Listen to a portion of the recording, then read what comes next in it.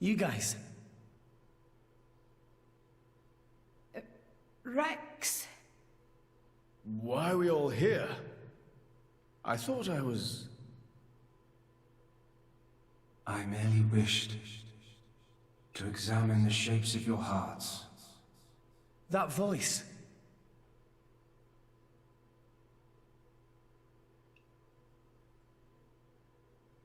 You're... My name is Klaus, the architect of this world. I have watched over you all this time. I have seen your thoughts, your desires, the things you have achieved. So you did that, just now? Yes, those were not your present forms, but alternate possibilities. Your other selves that lie within. That is what I wanted to see. Our other selves? You mean we're all thinking stuff like that, deep down? Was that how we really feel? Then you saw it too? Looks like we were all shown the same kind of stuff. It creeped me out. What are you trying to prove? Those were the fears you harbor. I don't get it at all. What was your purpose in showing us this? Those were not pleasant visions to behold.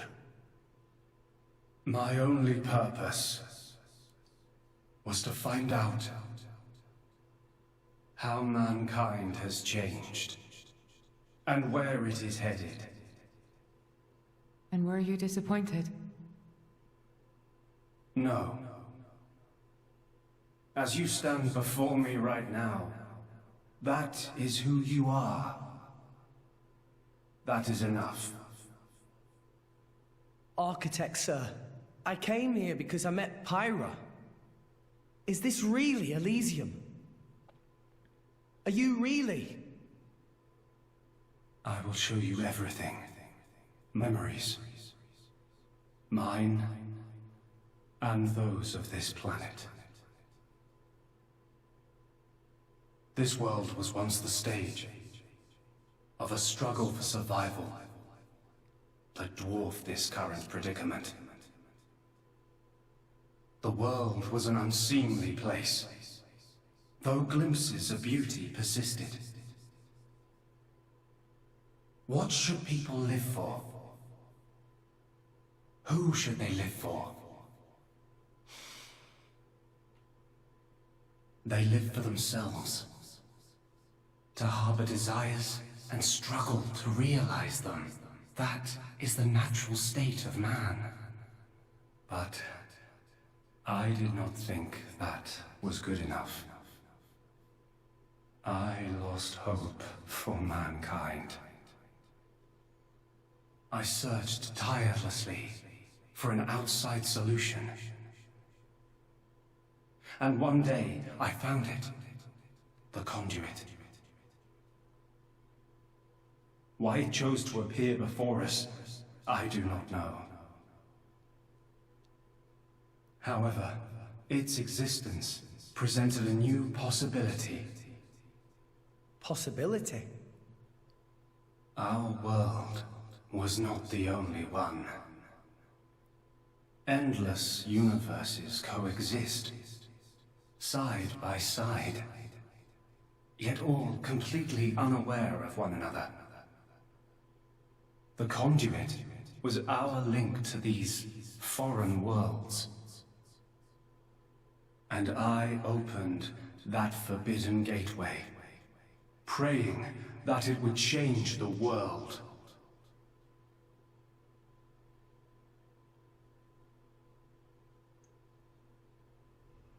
You have seen the plane called Moritha, have you not? That is what remains of my world. When I opened the conduit, many people and many things disappeared into distant dimensions. All that remained here were the ruins of Moritha. And half of my body. Your body? Half of me lives on in some other dimension. But not for much longer. What do you mean? The moment of my other self's demise draws near. Father, you... I was a fool. Because of my foolishness, I lost everything. Left here, alone and broken, I longed for oblivion, but even that eluded me. This is my punishment. Retribution from on high, for the sin I have committed. On high? There was only one thing I could do. I had to atone for my sin. I swore to restore this world. The first thing I created was a special particulate substance with the ability to restore deteriorated matter. You all know it as the Cloud Sea. The Cloud Sea can disassemble matter it comes in contact with, and rebuild it in the image of all the things that once made up this world. This way, little by little, I could rebuild the world I had brought to ruin. Next, I began to recreate life. I gathered miniature vessels containing memories of all this planet's former life forms. And I scattered them across the Cloud Sea. These are the core crystals.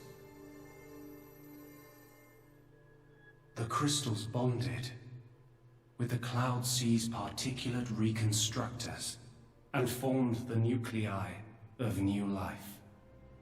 Those nuclei developed into minute life forms, the Titans, who would, over time, grow larger and larger.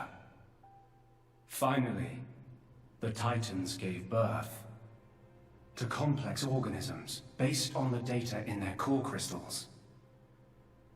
This newly birthed life, over untold millennia, evolved into a new breed of mankind.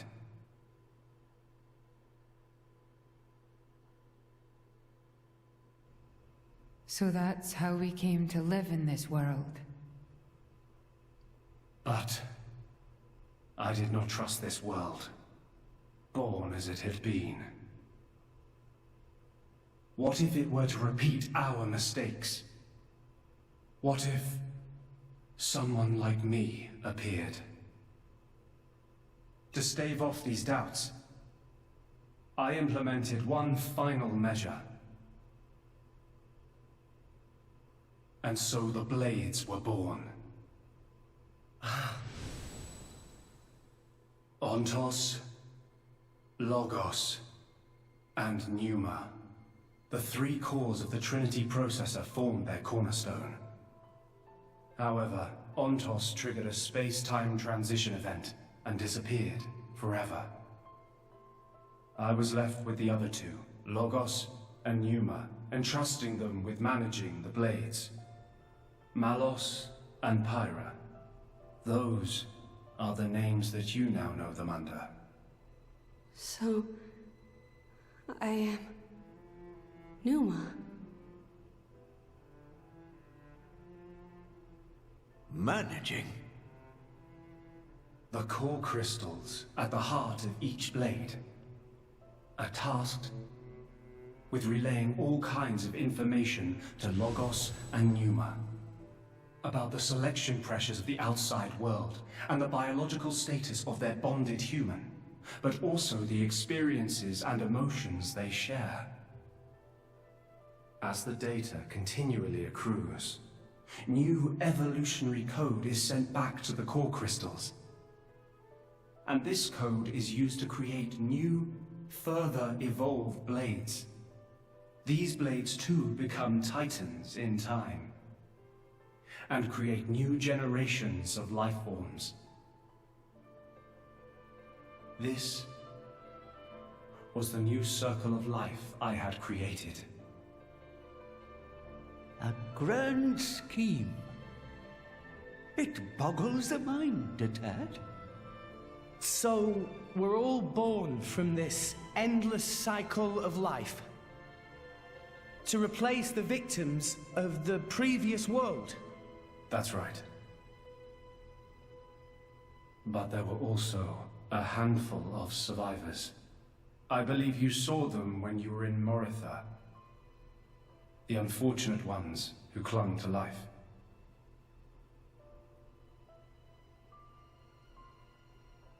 Ah. You mean those monsters? Were they originally people?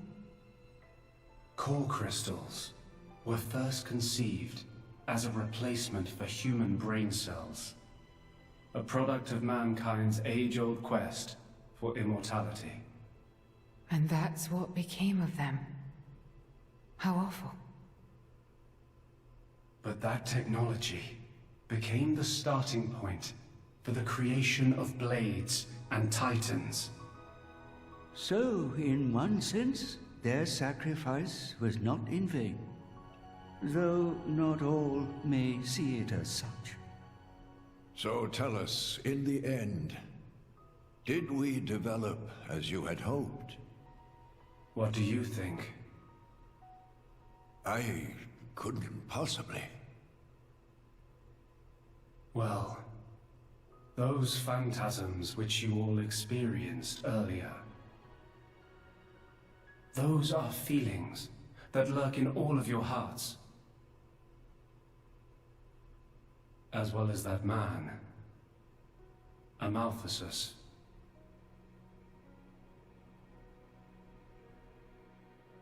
When a person loses something, they cannot help but seek a reason why. Within themselves, or in others. They seek a concrete answer to the question of who they really are deep inside. Such a very lonely existence. But perhaps that is what it is to be human. All this data passed through me, and I knew.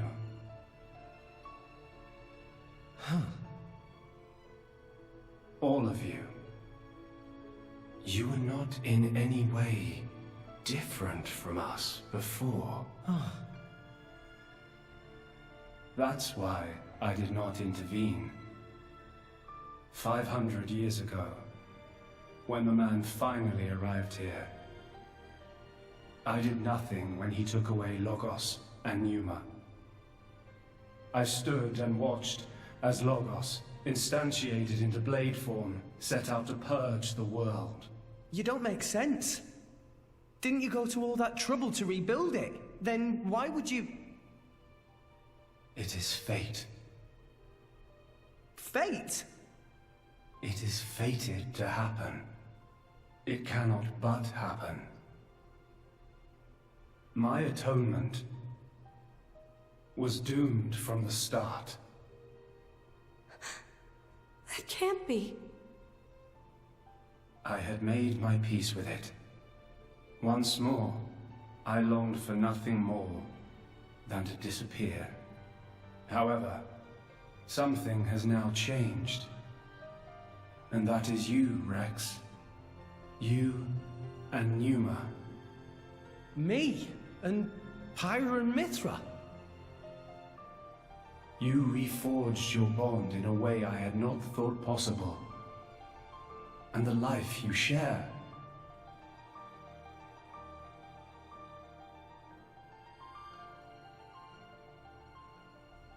Moreover, the conduit, which fell into a stubborn silence after the world's end, has begun stirring once more. Rex,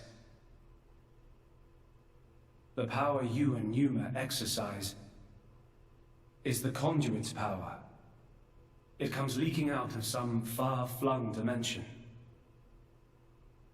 And it is a power we can know nothing about. But with its help, the world may be about to change.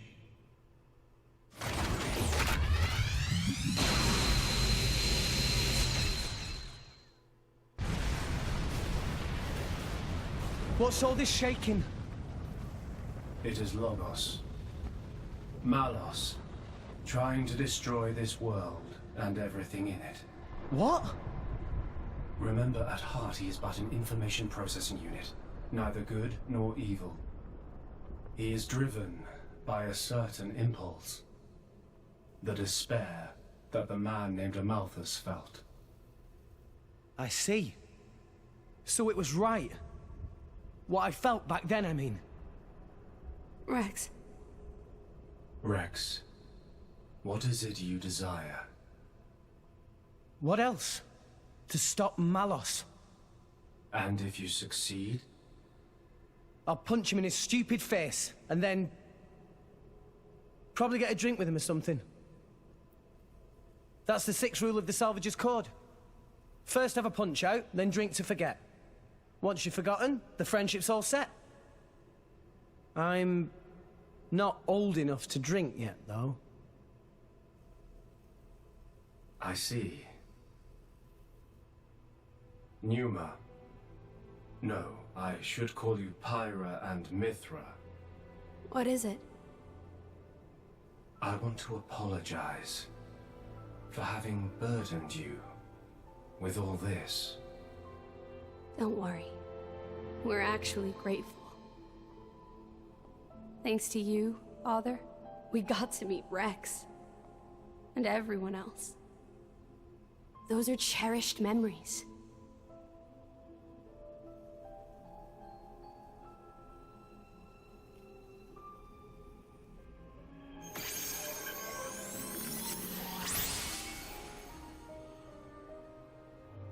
Father. I have transferred all of Elysium's data and authorizations to you. Make me proud. We will. Rex, Yes. I will disappear soon. When I do, the conduit will likely disappear from this world. You will not be able to use your power forever. I understand. We'll make do somehow. I'm counting on you.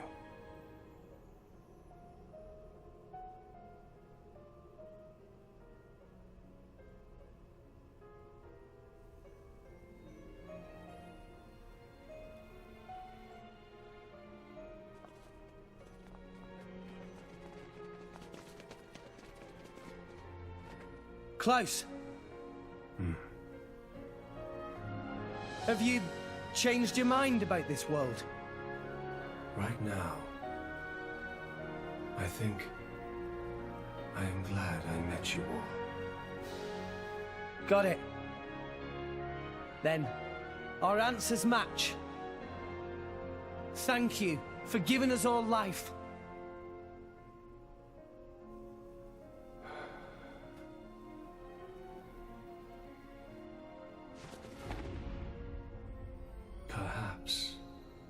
Perhaps I will be able to face you again. Galea.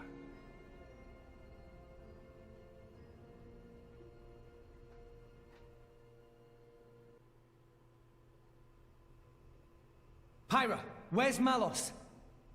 If he is here, I know where he must have gone. Where is it? Tell us. The greatest of all artifices. The artifice that exists solely to destroy the world. Ion. Ion? So that's what Malos meant.